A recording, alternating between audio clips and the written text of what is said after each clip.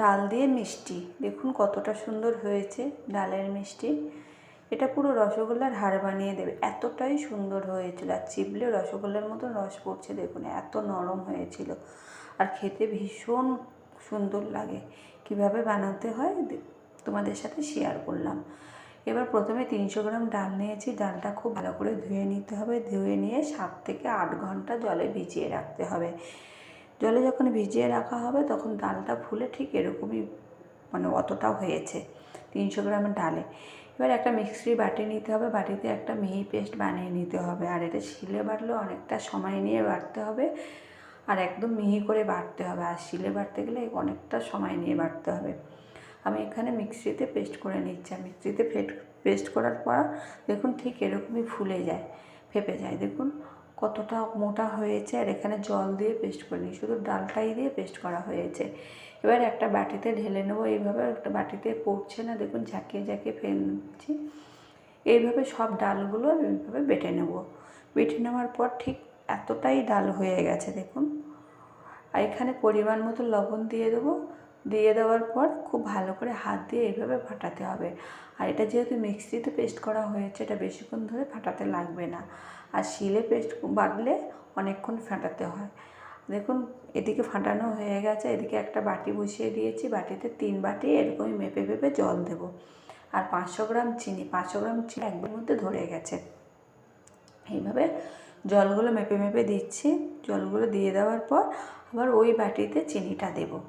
চিনিটা দিয়ে দেওয়ার পর আর গ্যাস এদিকে অন করে দেব। অন করে দিয়ে একটা শিরা বানিয়ে নেব। আর এটা চিনিটা যখন দিয়ে দেওয়ার পর যখন জলটা ফুটে যাবে, খুব ভালো হয়ে ফুটে যাবে, তখন শিরাটা নামিয়ে রেখে দিতে হবে। এটা বেশিক্ষণ ফোটানোর দরকার নেই।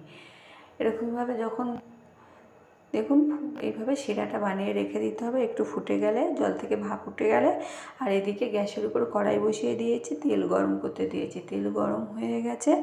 এবার দেখুন হাতের সাহায্যে এইভাবে বলের মতন করে ফেলে দিতে হবে। দিয়ে প্রত্যেকটা বলগুলো ডালগুলো দিয়ে দিতে হবে। দিয়ে বড়া ভেজে নিতে হবে ঠিক এরকমই। এবার এই 10টা 12টা যেমন তেল আছে সেই অনুযায়ী বড়াগুলো দিয়ে দিলে একটু কড়া করে যখন হয়ে যাবে তখন বড়াগুলো উল্টে দিতে হবে। এটা দেওয়ার সাথে সাথে খুন্তি দেওয়ার দরকার নেই। খুন্তি দিলে তাহলে বড়াগুলো নষ্ট হয়ে যাবে। আর যখন এক পিঠ যখন লাল মতন হয়ে যাবে, কড়া মতন হয়ে যাবে, তখন উল্টিয়ে দিলে ইজিভাবে উল্টিয়ে যাবে।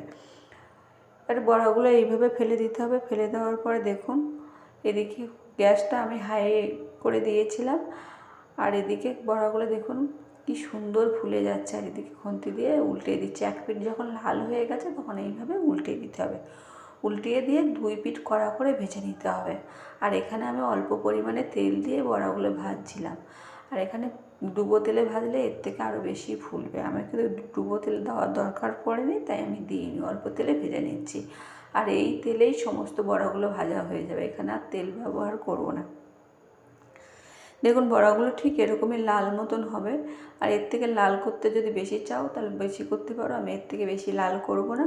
এইভাবে সমস্ত বড়াগুলো ভেজে নিতে হবে। আর এদিকে চিনিটা ফুটিয়ে রেখে দিয়েছি।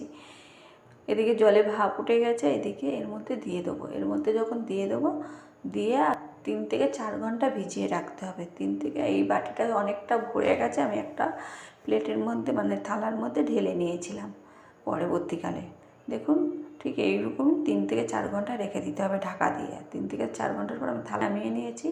ঠিক দেখুন কতটা সুন্দর হয়েছে। দেখুন কতটা সুন্দর মজার খেতে হয়েছিল। বাড়িতে ট্রাই করো, করতে ভুলো না। আর বাড়িতে বানিয়েও আর কমেন্ট করো আর শেয়ার করো।